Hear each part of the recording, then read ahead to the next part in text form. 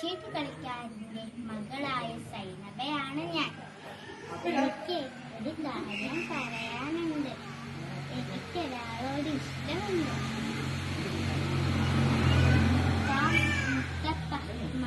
തളികയിലൂടെ നർമ്മരസത്തിൽ കാണാൻ കടുവാക്കുഴിയിൽ പോകാം, കടുവാക്കുഴിയിൽ പോകാം. എട്ടുകാലി മമ്മൂഞ്ഞ്. ഞാൻ പ്രേമലേഖനത്തിലെ സാറാമ്മ.